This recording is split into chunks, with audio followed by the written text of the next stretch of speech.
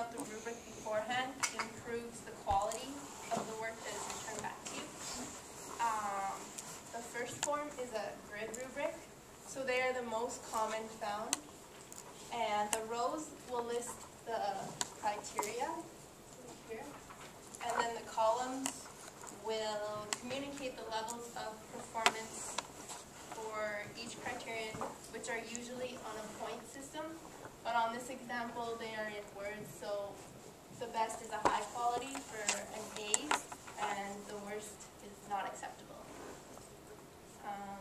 The next one is mixed criteria. They have only one column with several rows describing the various levels of quality. Usually the highest level is at the top and the lowest is at the bottom, as shown here. And each row lists the level of quality and then the characteristics of a task, product, or performance at that level. Open column rubrics have just one row with 3 columns describing the different levels of quality. It is similar to a grid rubric, except it doesn't have the row descriptors on the left. However, each column is more detailed at a particular level of quality. They are most effective when used to describe concepts or skills with students to improve or develop. The next one is combination rubrics, and they are often the most instructive type of rubric. They include methods for both detailed feedback and bigger picture evaluation.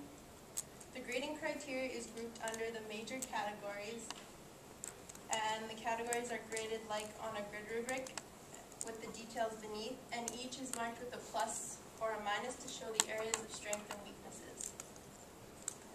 And the last one is a total points rubric.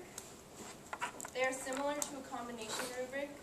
They both have similar grading criteria, and you indicate strengths and weaknesses of your students.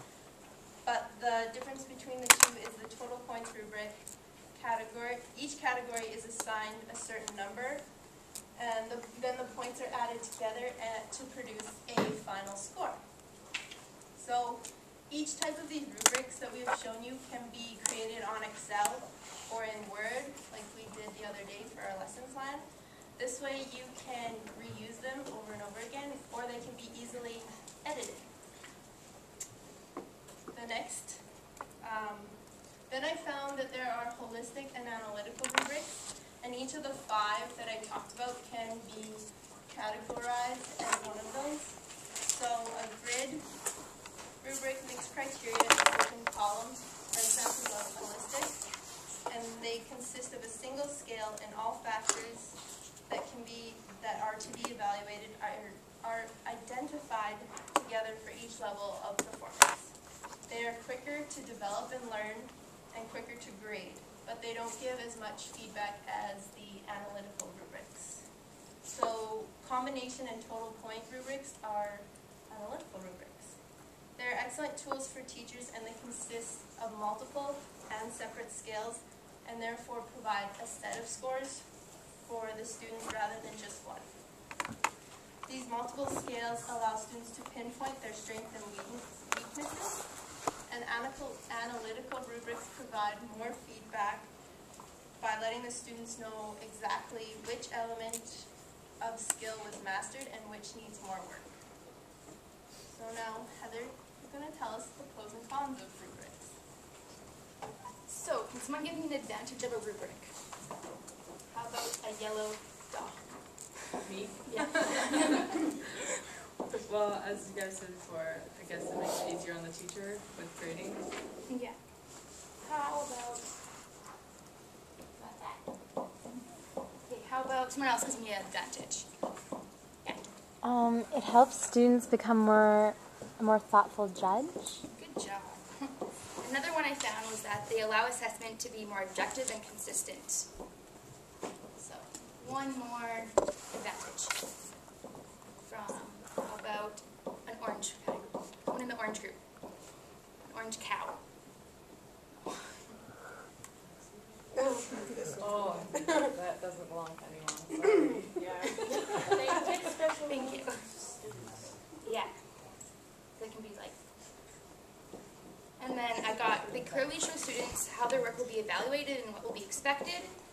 They provide useful feedback, and they help facilitate grade and score more accurately, fairly, and reliable. Okay, I need 3 people to tell me a disadvantage. Anyone? Come on, you guys know this. How about someone in the yellow group? I know one. Okay, They're time consuming. good job. Anyone else? What a pig. That's not too Who's a pig? Anyone? Andrew had her hand up, I think. Okay, sounds good. Want to give me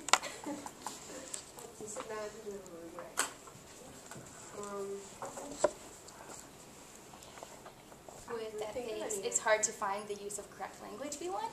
Yeah, that would be one. Good answer, Andrew. And then I got that they need constant revision too, so like as you change your lesson plans, you have to revise the rubric to help it fit the needs of that.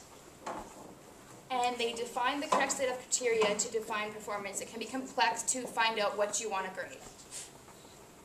I have another one. Yeah. Sometimes they limit creativity. That's a good one. Stay right within the parameters of the rubric, and they don't, they're not willing to sort of go outside or take a risk, because they know exactly how the marks are going to be assigned. Alright, badge language. Now it's going to go back to Katie to teach us how to create a rubric. We didn't know how to spell bag. Okay. Okay. So the most important step in creating a rubric is the first step, obviously, which is you want to make a list of the things that you want to include in your rubric, that you want your students to follow. So we kind